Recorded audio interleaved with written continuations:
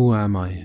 Why am I here? What is the purpose of this life of despair? I have everything going for me, a roof over my head, a loving family, and a comfortable bed. Yet, with all of these things, still miserable and lost I felt, unable to cope with the pressures of society to make a name for oneself. What am I supposed to be in life? What is my purpose? Who am I meant to be? For weeks on end, these thoughts tormented me, until one day I had the thought that there must be another way to be. It all started on a silent autumn morning, when rusty-colored leaves were quietly falling. Mine was like a great tempest, with worries cascading and anxieties churning. With a tormented heart and an afflicted mind, desperate was I to leave it all behind. 4 weeks in, trying to dedicate myself to silent meditation in order to prevent myself from relying on psychiatric medication. Once more I sat cross-legged in a comfortable chair with pillows behind, to keep my spine straight and properly aligned. As the solar logos gently shined its morning rays through the nearby window, I closed my eyes and attempted to silence my loud-mouthed ego. I spent some time observing the inhale of the breath entering my nose, and then followed the exhale all the way out in its flow. As my observation of the involuntary breath continued, it became self-evident that deep relaxation flooded my muscle tissues. As this peaceful moment went on and my breath became slower, the pain of my tormented mind and heart became much more subtler. Suddenly, the breath gently exhaled and stopped where there was a tremendous gap, with no need to inhale, no strain, pain, nor panic attack. Dwelled within this breathless state, spontaneously and effortlessly, to only suddenly notice an arising state of ecstasy, followed by a deep internal expansion of some sort, started to cause my sense of self to dissolve and distort.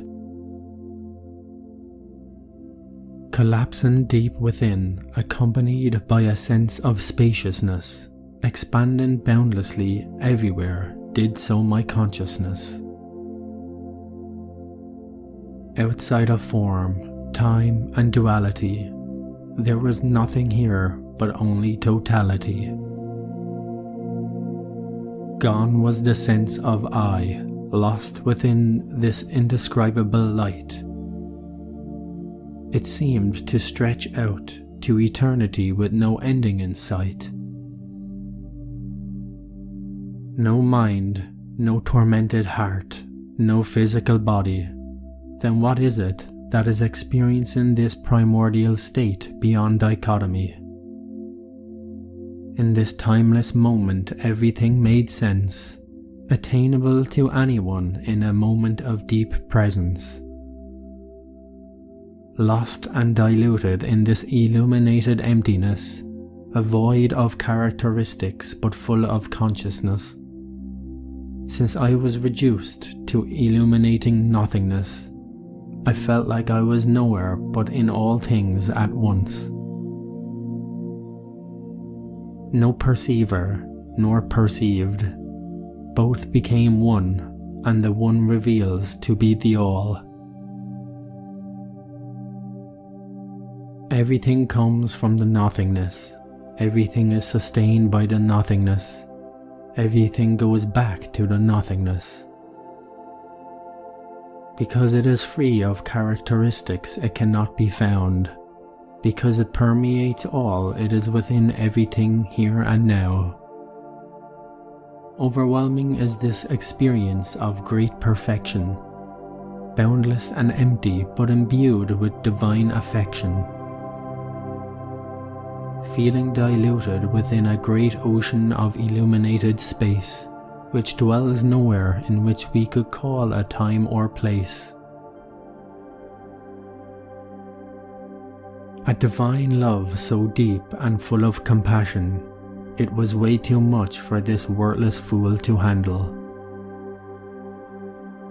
It feels like an eternity has passed in this moment of happiness that came tremendously fast.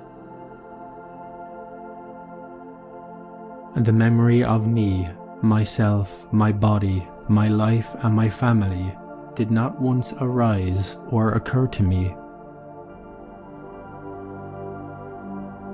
For this limitless light, which I call Aur, had erased all memory, past and future dissolved forever into eternity. But of course, all good things come to an end. The devil called I reared its ugly head. The fear I felt of forever losing my individual existence pulled me back into my body like a painful jail sentence. I noticed my body spontaneously inhaling, as if to take a deep breath to prevent asphyxiation. I asked, all of this time and my body has not been breathing. I opened my eyes and everything was gleaming. Brightness, vividness and oneness permeated my whole experience of wakefulness.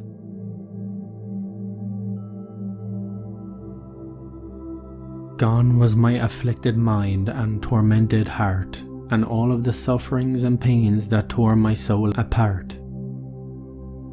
As I walked outside in nature, it felt like there was no division between outer or inner.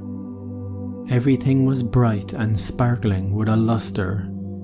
Intuitively I could perceive the language the trees spoke to one another. Everywhere I looked seemed holy and sublime. Even the mundane and common things of life seemed terribly divine. People cursing, the smell of a passing garbage truck, dog excrement laying on the sidewalk. It was all perfected and imbued with purity, as if everything in the world was emanating the fragrance of divinity. Interactions with my fellow men and women seemed to have fundamentally changed. The presence of Aur melted any separateness that was once deeply ingrained. Nothing but happiness, peace, and compassion boundlessly reigned. But of course, all good things come to an end. Once again, the devil called I with its legion reared its ugly head. Gradually, the presence of Aur was fading, while I, the self-willed devil, began reigning. Shocked that the presence of Aur was gradually lost, yearning I was to understand why, no matter the cost.